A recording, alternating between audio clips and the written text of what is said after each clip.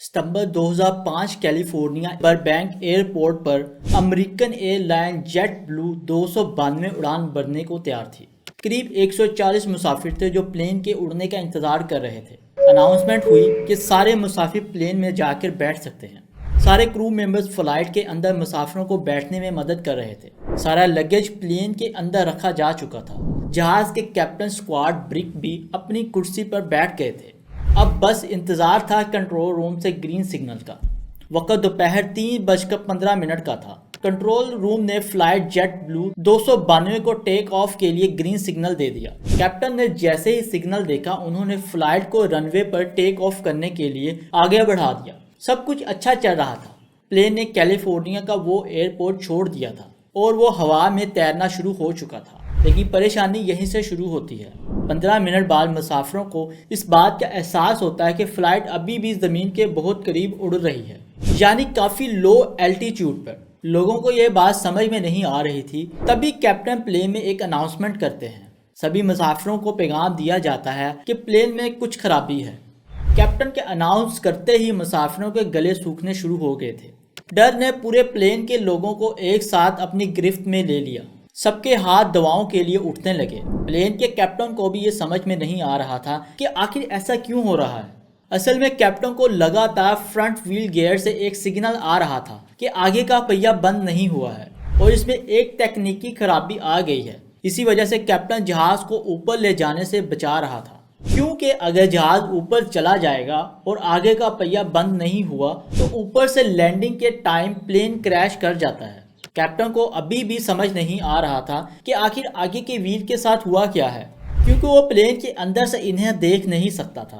Plane अभी भी California शहर के ऊपर ही उड़ रहा था, वो भी काफ़ी कम ऊंचाई पर। इस मुश्किल को समझने के लिए वो प्लेन को एक लोकल एयरपोर्ट के पास लेकर आया और इनके कंट्रोल रूम से मदद मांगी गई कि वो देखकर बताएं कि आखिर व्हील के साथ हुआ क्या है। कंट्रोल रूम ने पूरी तफ्तीश करते हुए जब अपने कैमरे से प्लेन के फ्रंट व्हील को जूम करके देखा तो उनके होश उड़ गए। उन्हें समझ में नहीं आया कि आखिर ऐसा कैसे हो सकता है। असल में व्हील अपनी जगह से 90 डिग्री घूमकर टेढ़ा हो गया था, जिसकी वजह से वो बंद नहीं हो रहा था। ये बात जब कैप्टन को पता चली तो उसके भी होश उड़ गए, क्योंकि ऐसे में प्लेन लैंडिंग के दौरान प्लेन क्रैश करने के चांसेस बढ़ जाएंगे। क्योंकि जब जहाज लैंड करता है और आगे का व्हील जमीन को टच करता है तो व्हील रोटेट नहीं कर पाएगा, क्योंकि वो पहले ही 90 डिग्री तक मुड़ चुका है। इस सिचुएशन में व्हील में हाई फ्रिक्शन की वजह से आग लग जाती है और वो आग फैलती जाती है। आग फैलने की वजह से प्लेन के विंग्स, जिसमें बहुत सारा फ्यूल भरा हुआ था, वो आग पकड़ लेता और प्लेन ब्लास्ट हो जाता। दोस्तों, आपकी इंफॉर्मेशन के लिए बता दें कि प्लेन में फ्यूल उसके विंग्स में ही भरा जाता है, क्योंकि प्लेन में कोई फ्यूल टैंक नहीं होता। एयरपोर्ट के साथ ही साथ वहां एक न्यूज़ चैनल ने भी इसको अपने कैमरे में रिकॉर्ड करना शुरू कर दिया और बताने लगे कि ये प्लेन शायद क्रैश कर सकता है।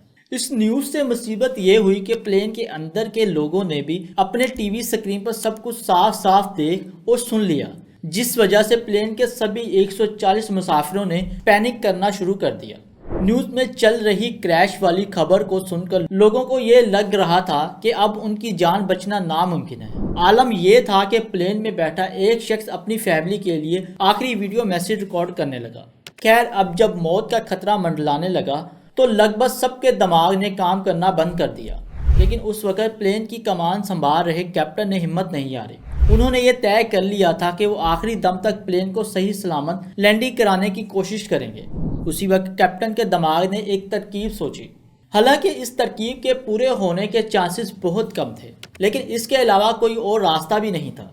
लेकिन फिर वही हुआ कि जब मरना ही है तो क्यों ना आखिरी दाव खेल कर ही मरे।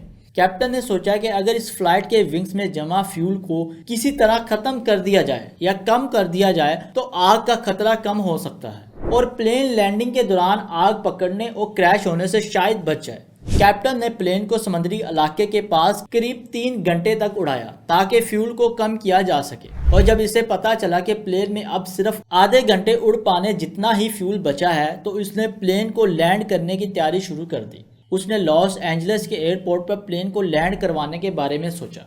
इसके लिए उसने एयरपोर्ट के कंट्रोल रूम से कांटेक्ट किया और उन्हें हर तरह से तैयार रहने को कहा। एयरपोर्ट स्टाफ ने इमरजेंसी के लिए हर तरह की तैयारी शुरू कर दी। एम्बुलेंस से लेकर फायर ब्रिगेड की टीम मौका पर मौजूद होगी।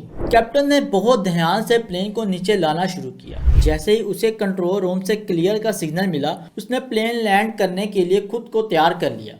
उसने मुसाफिरों को इमरजेंसी लैंडिंग वाली पोजीशन में आने को कहा। कैप्टन ने सबसे पहले प्लेन के पिछले पहिए को उस जमीन से टच करवाया। तब तक प्लेन को इन्हीं पहियों पर चलाया जब तक कि प्लेन की स्पीड धीरे धीरे कम नहीं हो गई। उसने अगले पहिए को भी जमीन से टच करवाया और जिसका डर था वही हुआ। हाई फ्रिक्शन की वजह से पहिए में आग लग गई और वो फैलती हुई विंग्स तक जा पहुंची। लेकिन कैप्टन की चालाकी काम कर गई। विंग्स में कम फ्यूल होने की वजह से उसने आग नहीं पकड़ी। प्लेन में बैठे 140 मुसाफिर बिल्कुल सही सलामत आसमान से नीचे लैंड कर गए और प्लेन से बाहर आ गए। दोस्तों, ये सब इसलिए हो पाया क्योंकि प्लेन के कैप्टन ने आखिरी दम तक हार नहीं मानी और अपनी पूरी कोशिश करके प्लेन को सही सलामत लेकर आ गया। दोस्तों, आप अपनी राय का इज़हार कमेंट सेक्शन में ज़रूर कीजिएगा कि आज की वीडियो आपको कैसी लगी। अगर आपको ये हमारी वीडियो पसंद आई हो तो इस वीडियो को लाइक, कमेंट और शेयर ज़रूर कीजिएगा। आपके साथ मुलाकात होगी अगली वीडियो में। तब तक के लिए अपना बहुत ज़्यादा ख्याल रखिएगा।